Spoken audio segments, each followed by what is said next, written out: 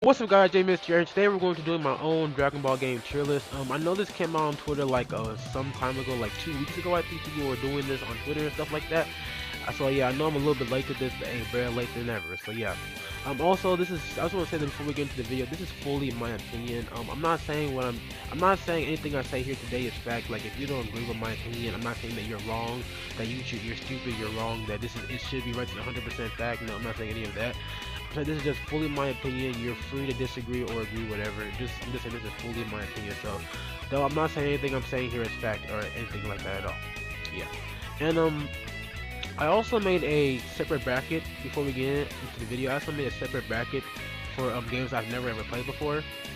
I will go over these games individually, but like we'll be here for literally almost 2 hours, and I'm not trying to do all that. So feel free to pause the video and look at this list if you feel like it. I'm just put down a little bit so you guys can see that. Yeah, so feel free to pause the video and look at the list if you want. So yeah, alright, so let's hop into the video. First game, Dragon Ball Z Budokai 3. Budokai 3. Budokai 3. See, you already know. There's only one place for Budokai 3. There's only one place. You already know where this game is going. You already know where Budokai 3 is going. If there's only one place for it. And since I'm on Budokai 3, I think there's another one. The other one. Yeah, right here. Both of these are both going to S class. Yeah, S tier. They're S tier type of games. I don't care. These are S tier games. Let me grab it up here. Pull it up here, and yeah, Budokai 3, and yeah, Budokai 3 is an S tier type of game. I never actually had a PS2, by the way. I started gaming in the 360 and the PS3 days. I never had a PS2 and below. So yeah, so that's why I'm putting Budokai 3 here, because technically it's the same thing as this, but this is just HD of this is basically the HD collection of this. So yeah. Also, I didn't play Budokai 1. Also, I didn't play Budokai 1 because I just didn't want to play that game. I mean, if you bought this game for Budokai 1, you're playing backwards. I never actually played Budokai 1. I actually never even touched the CD, because the game was 2 CDs. I didn't touch the Budokai 1 CD. I only touched the B23, the BT, not the B23, the B3 CD, the Budokai 3 CD. So yeah. But yeah, this game is actually super fun though. This game is really fun. It's actually like one of the games that like I put so much time into this game. Like I'm talking about like I put so much time. I play this game with my friends a lot. Like my friends used to come over to my house and we play this game for hours and hours and hours non-stop. Like this game was so much fun. Like it was like this is like the before this is like the best 2D. I think it was a 2.5D. I think it was 2.5D. No, I think it was just 2D. No, it was 2.5D. Yeah, it was 2.5D. This was like a really good 2.5D fighting game. Had lots of fun with it. Played with my friends a lot. I have lots of good memories around this Budokai 3. So yeah, that's why it's an S tier. I didn't, like I said, I didn't play Budokai 2 because I didn't have a PS2, so that's why it's not up there. That's why it's down below here in the non-played list. It should be here. Yeah, right here. That's why it's Budokai 2 right here. And I never got to play it. Also, they didn't include Budokai 2 in the HD collection because of some kind of licensing issue, so I never got to play Budokai 2. So I heard Budokai 2 was also a good game as well, but never got to play it. So yeah, Budokai 3 is an S tier. It's an S tier game. Not gonna say anything about it. Only thing I didn't like about Budokai 3 was Dragon Rush. That was the only really negative thing I got to say about Budokai 3 was Dragon Rush. Dragon Rush was, if you don't know what Dragon Rush is, it was basically like RNG. It's like you hit an opponent and then you go into the sequence of attacks that like you guess the like, because each controller has the blade. Like PS4 has PlayStation controllers have triangle, square, X, and circle. Xbox controllers have Y, B, X, and A. So like you guess your opponent. It's a guessing game basically, and like it's RNG based. So I didn't like. That's the one thing I didn't like about Budokai 3. So aside from that, everything aside from Dragon Rush, aside from that, Dragon Rush, it was a pretty good game, and it's easily S tier. Right, let's get to the next one. Ooh, Raging Blast. Ah, yes. Okay, so now Raging Blast, this is like the most, I know this is like the most controversial ones on the list. Raging Blast and Budokai Tenkaichi, these like the most controversial games on the list that everybody's like, oh no, Budokai Tenkaichi 3 is S class, Raging Blast is not. And people are like, oh no, BT3, Raging Blast is better than this. But in my opinion, I feel like Raging Blast 1 is an A tier type of game. Raging Blast 1 had everything. Like this game had a lot. Like this game, the story mode was good. It had what if scenarios. It was a 3D arena fighting game. It was really fast paced, and it looked really good actually. I like the way Raging Blast looked. the game was actually really complete in my opinion. I feel like Raging Blast, if this were on Raging Blast, I might as well just bring Raging Blast 2 up here. Um, yeah, Raging Blast 2 I actually feel different about. I'm gonna keep all my bias aside. I'm gonna be really honest with myself here and not be really biased. I played the shit out of Raging Blast 2, but I'm sorry, but Raging Blast 2 is an A tier. Raging Blast 2 is A tier. It's just not. Raging Blast 1 in my opinion is S tier worthy. Raging Blast 2 is not. Raging Blast 1 in my opinion, because it had the what if scenarios and stuff. Like it had a scenario where like Gogeta fought Vegeta before Vegeta got wrecked by Dragon Ball Super. It had one called like Vegeta and Yamcha are fighting over Bulma and stuff like that. It also had the what if scenario of Vegeta, what if Vegeta went Super Saiyan 3 and fought Goku, Goten. I think he fought Broly too and stuff like that. But Raging Blast 2 didn't have any of that. Raging Blast 2, instead of having a story mode or what if scenarios, they cut all that and they had what's it called? What they had Galaxy mode. They had a Galaxy mode. Yeah. If you guys know what Galaxy mode is, basically Galaxy mode is basically like you play with a character. You play with a character. You tap on a character, right? And then like you play through a character's grid. Basically, you do all these fights and battles to unlock the characters, so you can get more unlockables for the characters. Like Goku, you play his grid, you give him Super Saiyan, Super Saiyan 2, all these unlockables, all these ultimates like that, right? That's how you unlock the characters in Raging Blast 2, basically. And sometimes you can unlock, when you go on the character's grid, sometimes you have to play with another character to be able to unlock the other character. So sometimes I have to like. So like on Goku's grid, I might have had to like, I got to a certain point, but I couldn't go any further until I played a certain point of Vegeta's grid, and I had to come back to Goku's grid after I'm done with Vegeta's grid to continue with Goku's grid. So yeah, basically Galaxy mode in my opinion was a huge misstep. In terms of gameplay, Raging Blast 2 is way better. Like it's a sequel, so it's supposed to be better than the predecessor. So Raging Blast 2, like it looked better, it played better, it what else did it have? It was just a better game in general. Like it looked better, played better, it ran more smoothly. It looked like obviously it does look better. I know I just said look better, but I know, but obviously all that. But Raging Blast 2, in my opinion, it's an A tier type of game. Raging Blast 1 is an S tier. If Raging Blast 2 didn't have Galaxy mode, it will be S tier no matter what. Because Raging Blast 2 has Galaxy mode, and in my opinion, that's a very big knockoff. That's such a turn off to me, cause like it's dumb. I did not like Galaxy mode. Like it's really grindy and it's stupid, and it was not fun. Like, I didn't like Galaxy mode. But in my opinion, if Raging Blast 2 didn't have Galaxy mode, Raging Blast 2 would be an S tier. But if it did have Galaxy, but since it does have Galaxy mode, I'm putting it in A tier. Raging Blast 1 deserves to be an S tier. It's a really good game, even though it doesn't play as well as Raging Blast 2. It still plays really, really well. It's like this is a predecessor. It's supposed to play better than the pre one. Yeah, the prequel. It's supposed to play better than the prequel. So obviously, so yeah, that's why I'm putting Raging Blast 1 in S tier and then Raging Blast 2 in Raging Blast 1 in S tier, Raging Blast 2 in A tier. So yeah. Right, so let's hop into the next one. Battle of Z. Battle of Z. Okay. Battle of Z. I call this game Battle of Shit. This game is some shit. I'm sorry. If you like Battle of Z, I don't know what's wrong with you, but where do I put this? Like, nah. Battle of Z is D. I wouldn't say the game is absolutely trash. It's D. It's not C. To say this game is a C is giving this game too much credit. No, you're playing this game. It's a hard D. It's a gray solid D. Like it's just a hard D. It's not absolutely trash.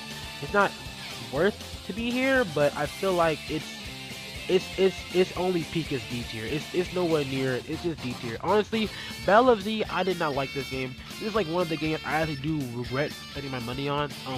This game actually when it came out, because it looks so cool. Because like the game is basically like it's from around team battles, but the game didn't have any combos. I just didn't like the game I just didn't like how the game played. I didn't like how the game played and worked. I didn't like it. And also, there's parts of the game where like if you did not play online, you were not advancing in the story. It was just some bullshit in my opinion. I didn't like that.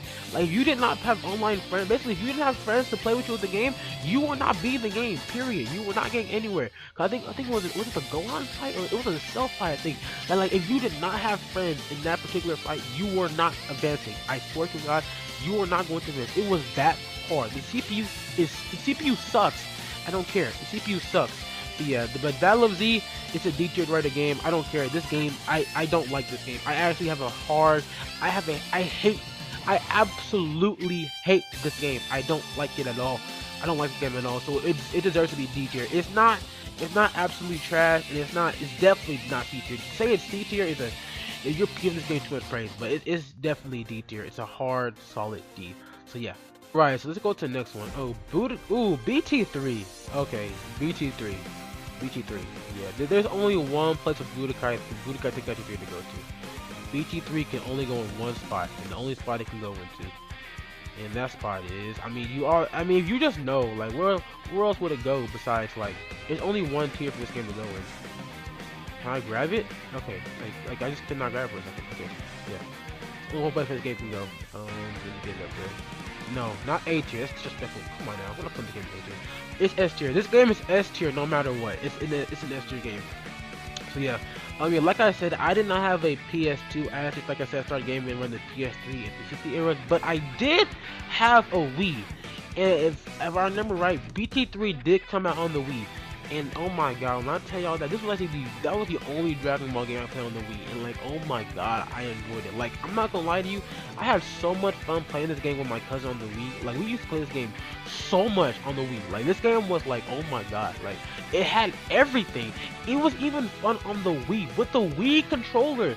Not with with the Wii freaking controller. The game was so much fun. Like, I love this game so much. I have a passion for it. Like, I love BT3 so much. It's obviously it's S tier.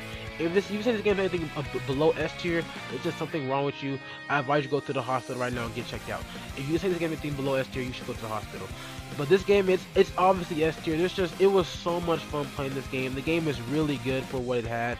It's just an all-around really good game. It had a really good character roster. Like, I think it has still today like the biggest character roster of any Dragon Ball game. I'm pretty sure. Yeah, I'm pretty sure it has like the biggest character roster of any kind of Dragon Ball game. So yeah, BT3 is obviously it's an S tier game, and if you say anything against that, there's just something wrong with you. I'm sorry. So yeah, you know, BT3 is obviously good. So BT3 is an S tier. So yeah. Alright, so let's go to the next one. Ooh, Dragon Ball Z Dokkan Battle. Now, I've actually played Dokkan Battle since, I don't know how many guys who watch me right now play Dokkan, but I've been playing Dokkan Battle since Texcell originally first came out. Like the Dokkan Festival of Texcell that came out. And I've been playing the game since then. I think I've been playing the game since, yeah, before the first anniversary. And I'm putting Dokkan Battle in C tier. Honestly, Dokkan Battle is a C tier rated game. I don't feel like this game is worthy to be in anything above C tier. It's probably a C plus. There was a C plus, but no. The Dokkan Battle, it's a C tier rated game. In my opinion, like, I play Dokkan Battle for the collector's value of the game, and I feel like gameplay wise, the game is lacking. Because yes, it is popping bubbles. There is some strategy in Dokkan Battle. Don't get me wrong, there is strategy in the game, but it's really heavily RNG, depending on what the enemy does. Because there are sometimes patterns, but it's also RNG. In quotations, RNG.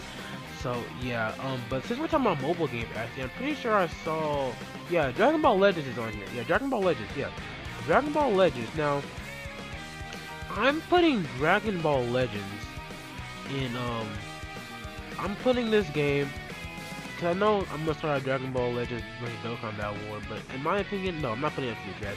In my opinion, Dragon Ball Legends, no, it's not C tier, by the way. I'm putting Dragon Ball Legends in A. In my opinion, Dragon Ball Legends is, no, not S, what the hell? Not S.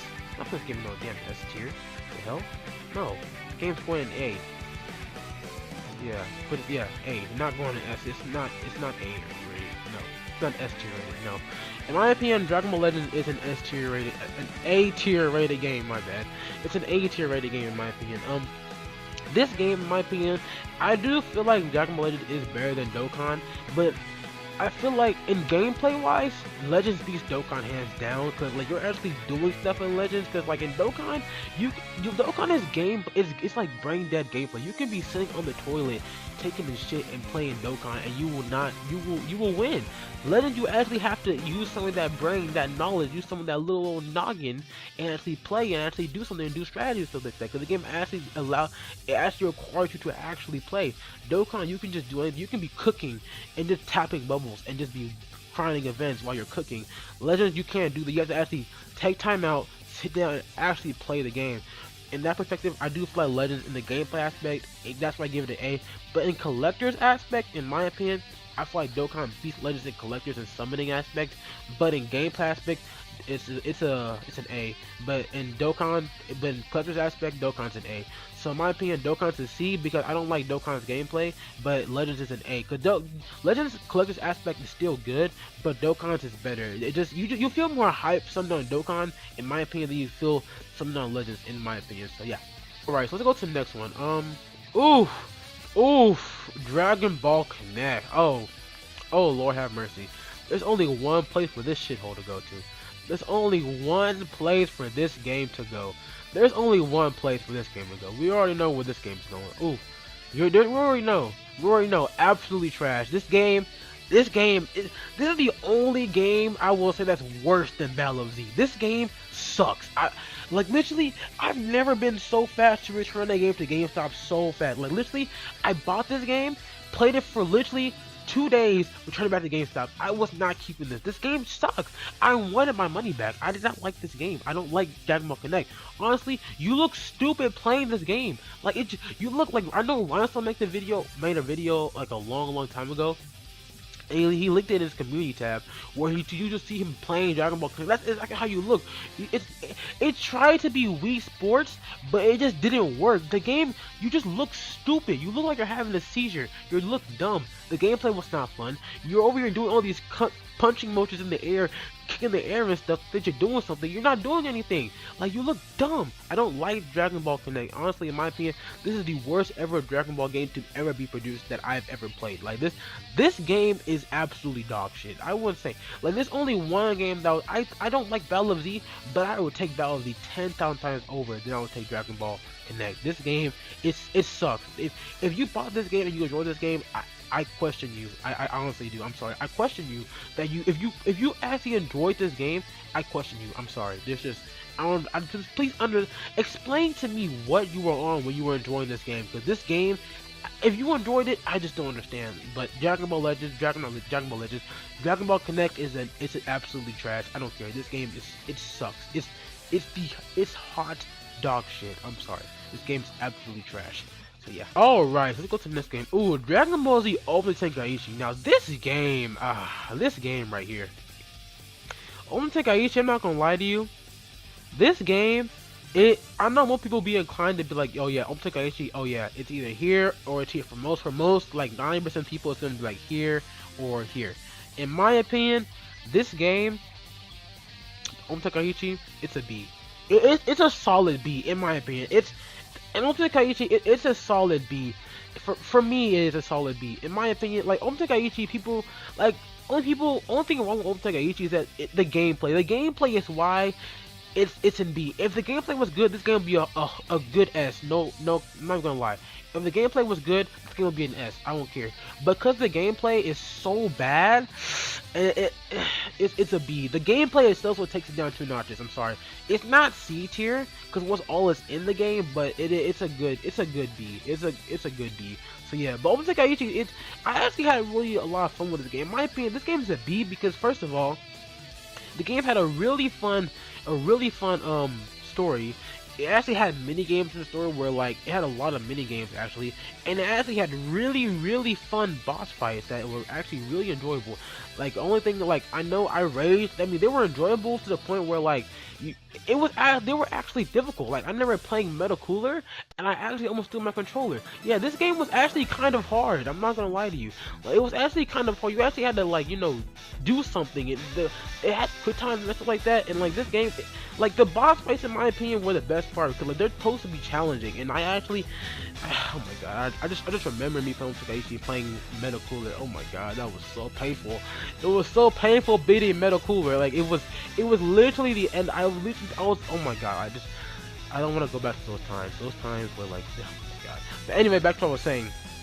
The boss fights were really fun. The game actually, this is actually the first ever Dragon Ball console game to actually have custom created characters, or CACs, or I mean it's the same thing basically, but CACs basically. And the CSCs in Dragon Ball Tenkaichi are actually, in my opinion, better than Xenoverse. Xenoverse 2 does have more character creation options, obviously because it's newer and it's like what Tenkaichi came out in 2016. This came out in 2011. But honestly, Ultimate Tenkaichi did stuff better, honestly, because like Ultimate Tenkaichi, your character can get better auras, he can get custom fighting styles, he actually talks instead of grunts. Your character actually talks and has dialogue lines. There's like 10 voices, and they each have dialogue lines for every single attack in the game that they're able to equip to their character. That's Ultimate Tenkaichi. They weren't lazy like the universe was. And also, what's what? Your hair, if your hair is not already spiky, when you go Super Saiyan, your hair actually spikes up. What? But this game came out in 2011. Dragon Ball Universe 2 can't do this. They can't do it in 2016. Like, come on now. But I'm not even gonna go into that right now. But yeah, in my opinion, Ultimate Tenkaichi is a good B. The only reason why it's not an S or anything above B because of the gameplay. The gameplay is a severe. I'm not even gonna lie. I'm not even gonna be as biased. The gameplay is a severe knockdown to this game. The gameplay in this game, in my opinion, it really hinders this game. In my opinion, it hinders like where it can go. Cause like the gameplay, honestly, it was very. It was basically rock paper scissors, but Dragon Ball basically. Cause you press X or square on your controller, if you have Xbox or PS4 or PS3, I mean, and then you will pick Y or you pick triangle or Y or X or X or square. You pick one of those buttons, and if your opponent gets the wrong one, then you will go into a combo. If your opponent gets the right one, what you guess, you will get hit, and your opponent will counter you. Basically, it's basically rock paper scissors, basically. So that's why, in my opinion, this game is a solid D. But other than that, the game is actually it's super. I feel like this game, if it just had better gameplay, man. Like the game looks. First of all, it has one of the best songs, Chala Hey Chala. That song is some heat. That is some heat. The game also has a really beast soundtrack. Like Ultimate Tenkaichi, in my opinion, to this day, it's like top 3 Dragon Ball games with the best soundtrack, in my opinion. And it also looks really good. Like this game looks really good. Like I like the models for Dragon Ball Z Ultimate Tenkaichi. I love the models for it. It looked really good in my opinion. So yeah, that's why I feel like Ultimate Tenkaichi is a B tier rated game, and that's really my thoughts on the game. So yeah. Get into the next one. Burst Limit. This is a sleeper option. I know like a handful, not a lot of people have played Burst Limit at all. This game, it's super. This is like one of the like top 5 most underrated Dragon Ball games I've ever seen. Like this, nobody talks about Burst Limit, and this is actually a really good game. Actually, in my opinion, like this game is really good. Like people don't talk about the game. I will say this game, in my opinion, like it's a 2.5D fighting game, but like the problem with Burst Limit is that the Burst Limit wasn't finished, in my opinion. But the game was super fun to play. It looked really cool. The colors really popped at you, and it was really fun to play. Like it was really fun to play. The only problem with the game is that it was unfinished. Like they only went from Saiyan Saga to Cell Saga, and like they even had Broly in there too. I'm pretty sure Broly was in the game too. And they also had the models for Super Saiyan 2 Goku, Super Saiyan, and Majin Vegeta, but they never finished the game. I guess they didn't meet the deadline. I'm pretty sure you had like a deadline where like you have to produce every single Dragon Ball game once a year, and I guess they didn't have time. They didn't have time to put all the stuff in before the deadline. I guess I'm still trying to make reasons why they didn't why the game just wasn't finished at all. Cause like at this point in time, like a Dragon Ball game thrives the story mode, it had to have Saiyan Saga, Frieza Saga, Cell Saga, Majin Buu Saga for it to be a complete Dragon Ball game. So everything, if it didn't have Majin Buu Saga, that was not acceptable. It had to have all 4 of the sagas, all of them. So yeah, but this game was actually really cool. People sleep on this game. I don't see this game talked about as much to me really at all. It's really slept on. It's really slept on, and I feel like people should play this. I hope that we get like in the future we get like a Burst Limit remaster that's basically this game finished, because this game is really good, but it's just that it wasn't finished and not a lot of people played it. So that's why I feel like it's just people don't know how good this game is though. So yeah, that's why I feel like Burst Limit is an S tier, because gameplay wise this is a really fun game, and it looked really good. So yeah, Burst Limit obviously it's an S tier type rated game for me. Let's get to the next one. Fighters. Fighters. There's only one place for Fighters. Like there's only one place in my heart for Fighters. Fighter Z, it's you know what? It's Fighter Z, like Fighters. it's an easy S. Like there's nothing, you can't say Fire Z is nothing other than S tier. It's a really good game. Like I know I'm new to the fighting game community type of game, and I just honestly recently just purchased Fire like not up to like 2 months ago. I'm super late to the game, so like I'm still getting my ropes on the game. So yeah, but in my opinion, Fire Z is an S tier rated game. I can't really say too much about the game because like I said, I'm still new to it, but the game is really fun. It really has some fun colors. It has some really dope animations, and like honestly, like the game, it runs really well. Honestly, like honestly, for a fighting game, it runs really well. I've never really experienced lag like that. Like honestly, you don't really experience lag like that in Fire Z. Well, I haven't experienced lag really at all, and it's actually really interesting to me because like you don't really experience lag in Fire Z. And in my opinion, that boosts this game up even more. Other than being really fun and actually like learning, when you learn combos in Fire Z, like you actually, cause like you know, I'm learning how to play a Dragon Ball game while also learning how to play a fighting game at the same time. It's like a dream come true to me because I always did want to learn how to play a fighting game, and the fact that Fire Z does it so well, it's a dream come true to me. So Fire Z, in my opinion, is an S tier rated game. Let's go to the next game.